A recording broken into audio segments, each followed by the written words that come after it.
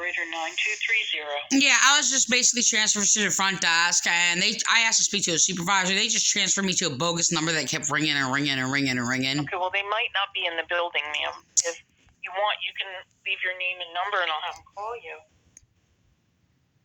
They always have a voicemail. I was transferred to a bogus number that kept ringing and ringing and ringing and ringing. I'd like to speak to a law enforcement officer. I'd like to speak to. I'm giving the request. Right. I asked to speak to a law enforcement officer. And I put you to the desk. Okay. I'd like to speak to a law enforcement officer. Okay, I'll put you back to the desk.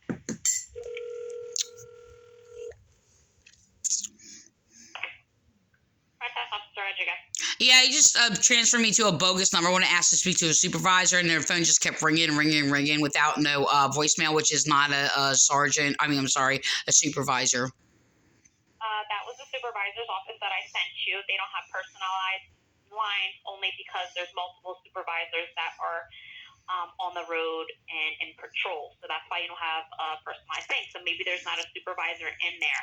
I do not have anybody else that you can talk to, so I believe there's no supervisor in there. I'm at the front desk. I can't see who's in there. Is there anything else I can help you with? I didn't make a complaint, but last time you made a complaint, I made a complaint with you. You falsified a report and refused to make a whole complaint. Anyways, because you're racist. Racist? Okay. Is that it? I need to speak to a law enforcement, somebody who's not going to violate my rights because I'm a white woman, intelligent white woman, and I need to speak to somebody who is logical and sound of mind. If you were that person and did not violate my rights and commit crimes against me, I would be speaking to you. But you want to play games, so I'm not playing games with you.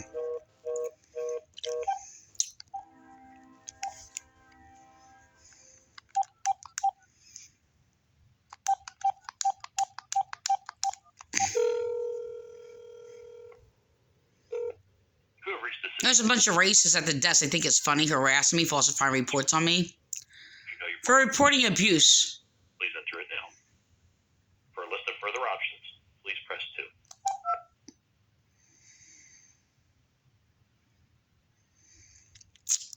For police emergency and non-emergency dispatch. Vineland Police, operator 9230. Yeah, I just got hung up on. I'm trying to speak to a law enforcement officer. Okay, ma'am. You can either leave your name and number because you wanted to speak to a supervisor. They're not in the office right now, or I can put you back to the desk. I need to speak to a law enforcement officer. That's all I need to do. Okay. There's always a law enforcement officer. Front desk, Officer Roger. Yeah, you hung up on me, but I need to speak to a law enforcement officer. I am a law enforcement officer. I'm the only one at the desk. You're not a law enforcement officer because you commit crimes. Okay. I don't have anybody around me. Is there? I don't know what you want me to. Do you need something? I don't know what you want. I got a call coming in. Hold on. Hello?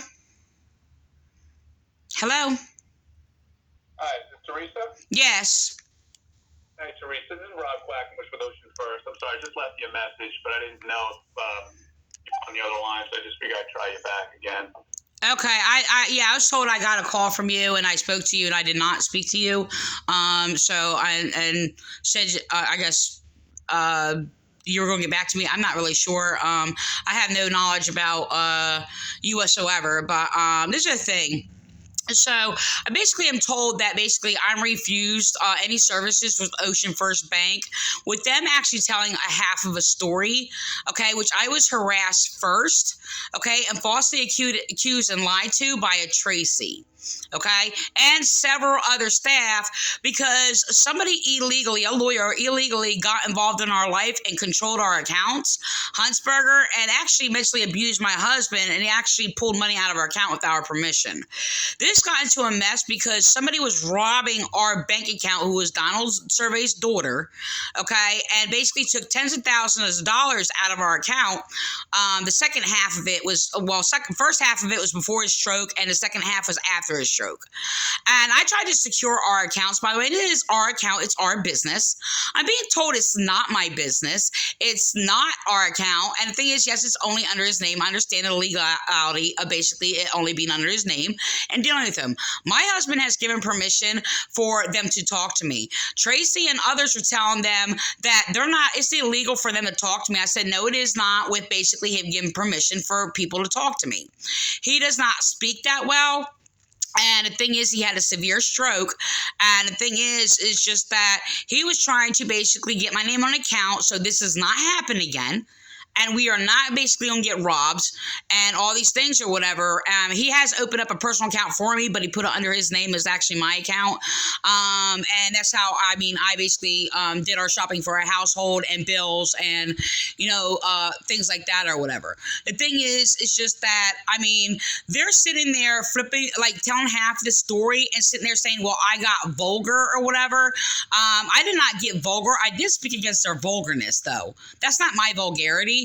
And yes, I did get ticked off, okay? And they were harassing me first. They were sitting there copying claims of the slander of Huntsberger, sitting there, her telling the bank that it's illegal for them to talk to me when my husband gave permission for them to talk to me.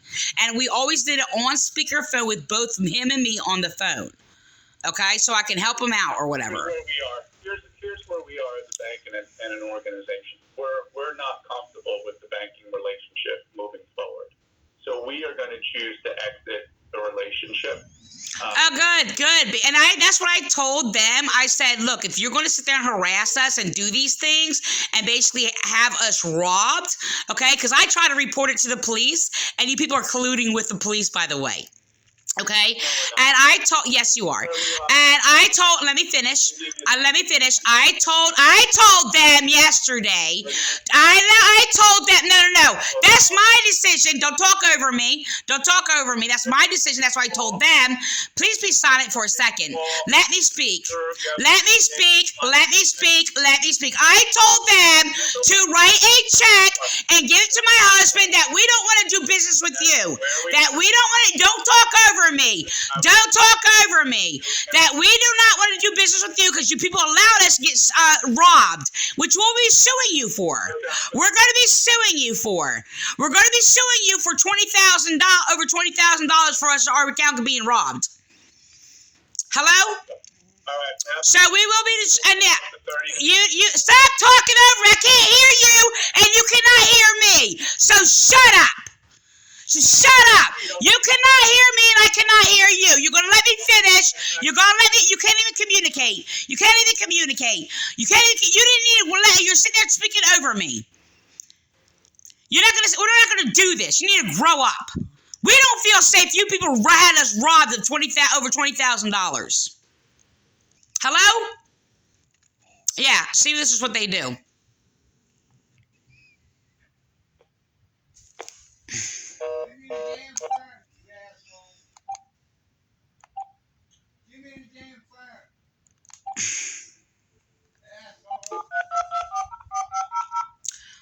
That's what I told them, to write my husband a check, by the way, and give it to him, and we'll do our banking elsewhere.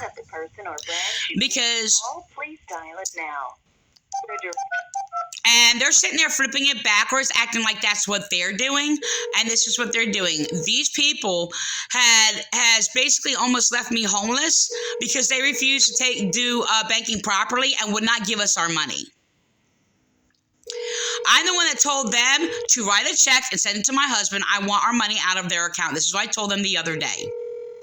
So they're acting like this is what they're going to do, and they're flipping things backwards. So the thing is, it's just that they're playing these games, and yes, they are colluding with police. They were actually echoing police and their harassment, by the way, and refusing us to bank with these people or whatever, and they were echoing police is what they were doing. From 8 a.m. to 5 p.m.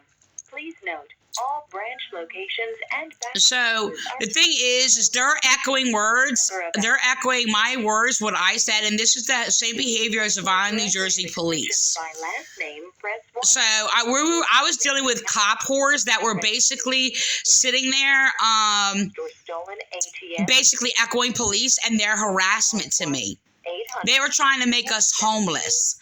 They allowed Jessica Surveys to rob our bank account, who basically, and I had to freeze the accounts, and basically she had them mail checks to her house, and she was writing checks out of our account. I tried to stop it. I called like 20 times over the last few months or whatever, and they were playing these games or whatever. Ocean First Bank. For your convenience, our customer... And it's just like, and they're sitting there blaming us. This was an excuse they're trying to excommunicate us out of our town because I am basically a highly intelligent white woman, by the way. And yes, and oppressed under a white misogynistic males also. And I mean, they're targeting us. Yep. So good. I get what I want, but they flipped it backwards and sitting there saying, "Oh, well, this is what we're going to do." No, that's what I told them. So that's what they're doing. They're flipping. This is what they're doing. The police have the same type of mental disorder behavior, and flipping things backwards, acting like that's what they're going to do when that was what I said, and then sitting there copying my words.